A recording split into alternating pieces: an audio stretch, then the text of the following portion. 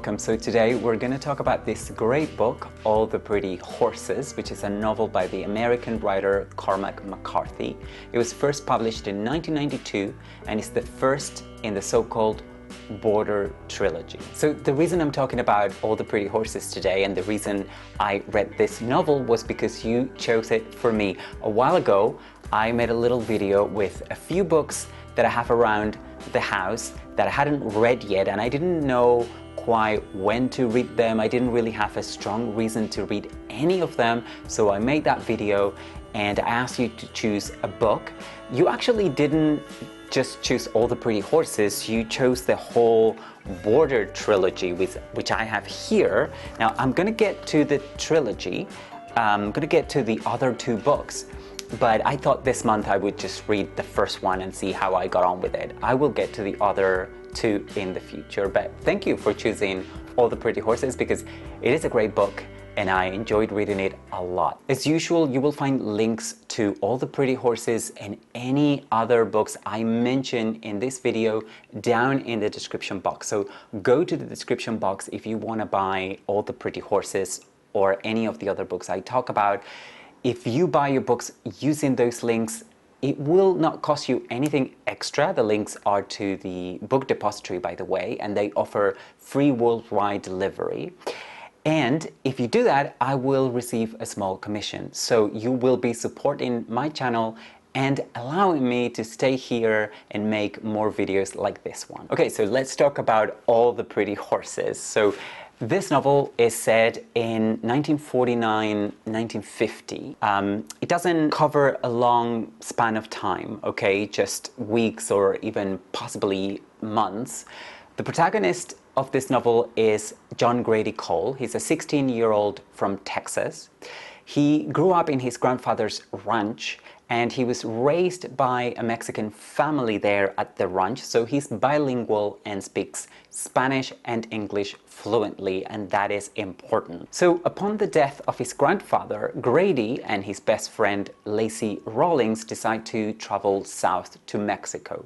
This novel tells us what happens during their journey and once they get to Mexico, and a lot happens. And that's all I'm going to say about the plot, okay? So even if you haven't read the book, you can watch the rest of the video. There will be no spoilers. So the first thing I want to say about All the Pretty Horses is that it is a beautiful book. McCarthy's writing has a reputation for being difficult, but All the Pretty Horses, I think, is an accessible novel, perhaps just relatively accessible, but I didn't find it that difficult. But it's not an easy book either. So I'll give you an example of when reading this book could be a little bit challenging, okay? So the author, McCarthy, uses he's very creative with his use of punctuation, but I would say not as creative as one of my favorite writers, José Saramago, not as creative as that. There are very long sentences in this novel. Also, the book is rich in description and that could slow down the pace, but the prose is so beautiful. Also, the descriptions of the landscape and descriptions of the weather are incredibly beautiful. And the dialogue, and there is quite a bit of dialogue in this novel, always rings true. It's very good, very realistic dialogue. Now, another thing that could make it challenging, wasn't challenging for me, it won't be challenging for everyone, but it might be challenging for some people, is that some of the dialogue in this novel is in Spanish and no translation to English is provided, at least not on this edition that I have by Picador. I have the feeling that none of the editions provide a translation to the Spanish dialogue, but I could be wrong.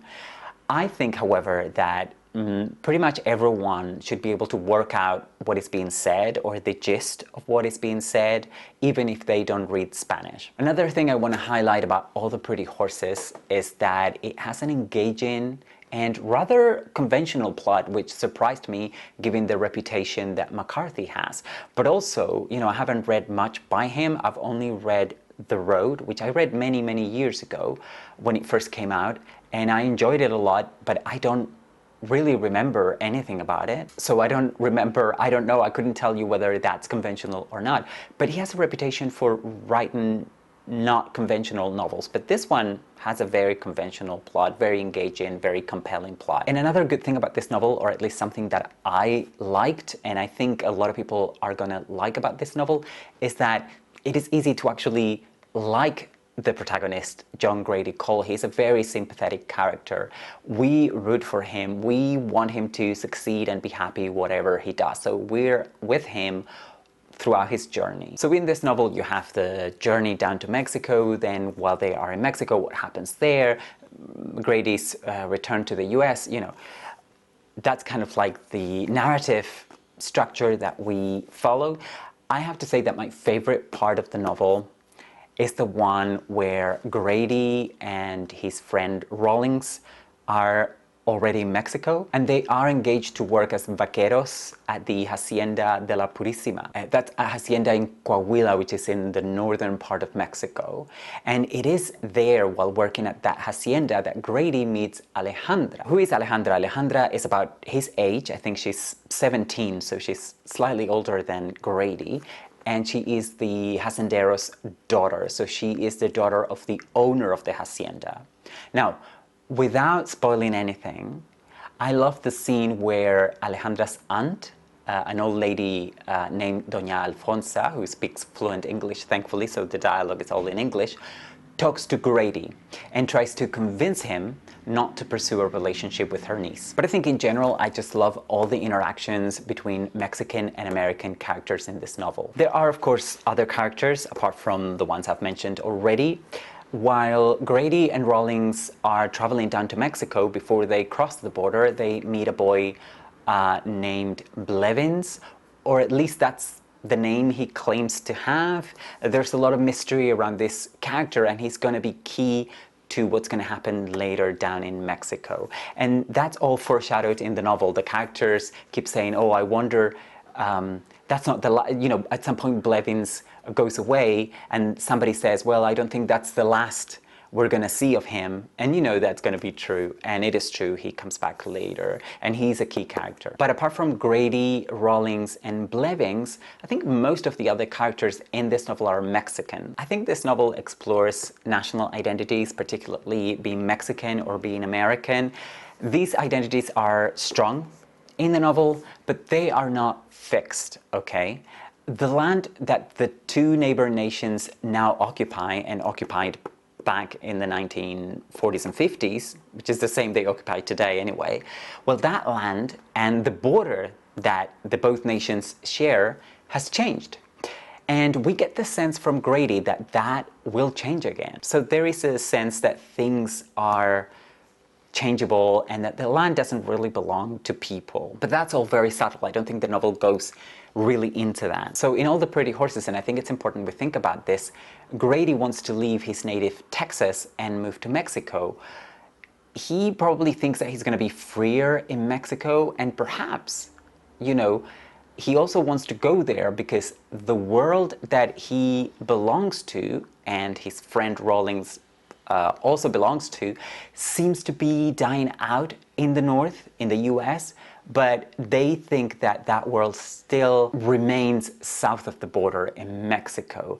And of course, another thing is that there are no real cultural or linguistic barriers for Grady because he's bilingual and he was raised by Mexicans. I had to think a lot about this, but I don't think I've ever seen a character quite like Grady in American fiction.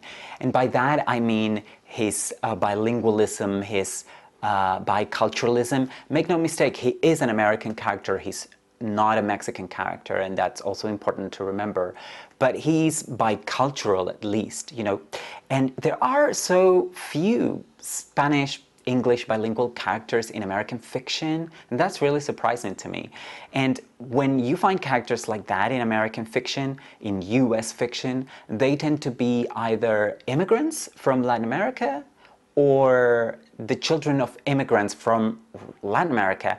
And in that case, when they're the children of immigrants, they are rarely fully bilingual. An important topic in All the Pretty Horses, and I suspect it also applies to the rest of the trilogy, is the borders, those imaginary lines that separate countries, you know. And perhaps it's because I was born on an island and I have lived on islands, different islands, most of my life. I've always been fascinated and at the same time puzzled by borders, by the concept of borders. The concept of a land border seems to me too abstract and fascinating at the same time. And I love how McCarthy explores the US-Mexican border in this novel. So I look forward to seeing how he explores it even further in the other two novels of this trilogy. I don't know about you, everyone's different, but I have never thought much about horses, really. I wasn't raised around horses.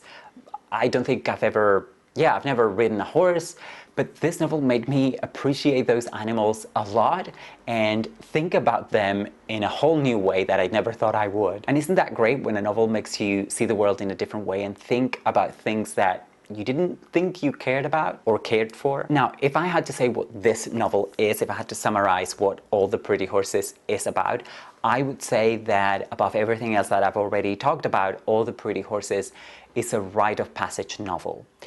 In this case, we're dealing with John Grady's rite of passage, which is leaving his native Texas, traveling south to Mexico, fall in love for the first time, and encounter evil for the first time. So I see All the Pretty Horses, and please stay with me, as a tale of how Grady loses his innocence. So, to me, John Grady is a little bit like Adam.